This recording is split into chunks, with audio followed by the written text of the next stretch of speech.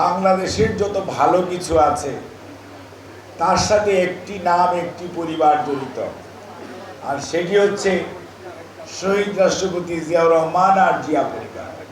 এটুখানি মানুষকে বলার জন্য যে উনি যে স্বাধীনতার ঘোষণা দিয়েছেন, সবচেয়ে দেশের সবচেয়ে গুরুত্বপূর্ণ দায়িত্ব যেটি পালন করা দরকার ছিল, যেটা অনেকে পালন করতে পারেন নাই অথবা করার মতো সাহস দেখান না, সেই মানুষটি শহীদ রাষ্ট্রপতি জিয়াউর রহমান ঘোষণা দিয়ে অস্ত্র হাতে যুদ্ধ করেছে, অর্থাৎ পালিয়ে যায় না, আত্মসমর্পণ করে না। আবার যুদ্ধ শেষে যে মানুষটি কত ডিসিপ্লিন, একজন প্রফেশনাল, পেশাগত দায়িত্ব সম্পন্ন, আবার আর্মিতে ফিরত গিয়েছেন, বিইং এ সিনিয়র অফিসার, জুনিয়রকে চিফ বানিয়েছে, কিন্তু তাতেও উনি কোনো ধরনের বিতর্কের জন্ম দেন নাই। উনি কুমিল্লা ক্যান্টনমেন্টে যেও সে দায়িত্ব দিয়েছে। অর্থাৎ শৃঙ্খলাবোধ, পেশাগত দায়িত্ববোধ কত বড় জিনিস এবং দেশপ্রেম কত বড় জিনিস, সেটি প্রমাণ করেছেন শহীদ রাষ্ট্রপতি জিয়াউর রহমান। 3.5 বছর দেশ পরিচালনার সুযোগ পেয়েছিলেন, সেবা করার সুযোগ পেয়েছিলেন।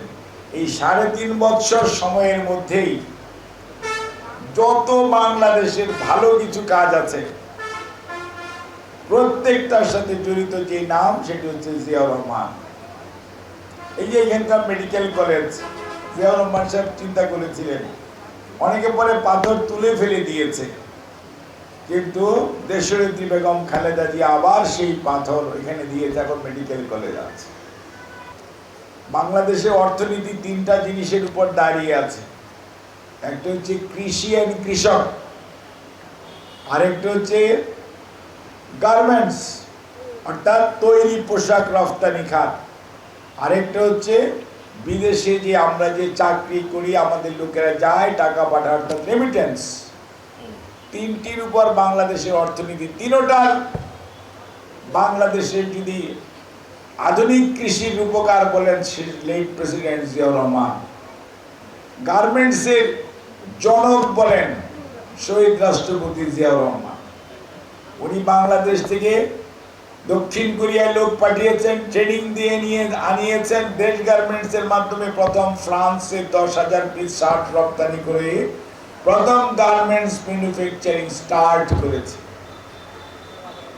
এবং ইসলামী উম্মার সাথে যোগাযোগ স্থাপন করে পরবর্তীতে আজকে যে গালফে আমাদের প্রায় দেশের বাইরে 1 কোটি ভাই বোন চাকরি করেন, মাসের শেষে ডলার পাঠায়, বিলিয়ন ডলার, সেইটি শুরু করেছেন শহীদ রাষ্ট্রপতি জিয়াউর রহমান। একটা মানুষ 3.5 বছর সময় পেয়েছিলেন, কিন্তু একটা দেশকে এগিয়ে নিয়ে যাওয়ার জন্য কত সুদূর প্রসারী পরিকল্পনা এবং চিন্তা ভাবনা করেছে, আর সেটাকে লিগেসিকে টেনে নিয়েছেন বেগম খালেদা জিয়া।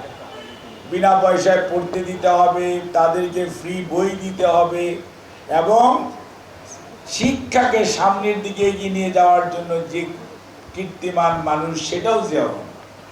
এই যে প্রাইভেট স্কুল কলেজ কিছু বেতন দেওয়া, জিয়াউর রহমান সাহেবের আগে কেউ সরকারের প্রাইভেট বেসরকারি স্কুল কলেজে বেতন দিবে এই নীতিমালা ছিল না, সর্বপ্রথম উনি করেছেন। প্রথম 25 ভাগ, তারপরে 50 ভাগ, তারপরে বেগম খালেদা জিয়া 100 ভাগ। এই যে আজকে এমপিও ভুক্তি করি, অর্থাৎ বাংলাদেশের শিক্ষাকেও সামনের দিকে এগিয়ে নিয়ে যাওয়ার জন্য যে মানুষটি, যে দলটি সবচেয়ে বেশি পরিশ্রম করেছে, চিন্তা করেছে, মানুষের পাশে দাঁড়ানোর চেষ্টা করেছে, তার নাম জিয়া, খালেদা জিয়া, বিএনপি।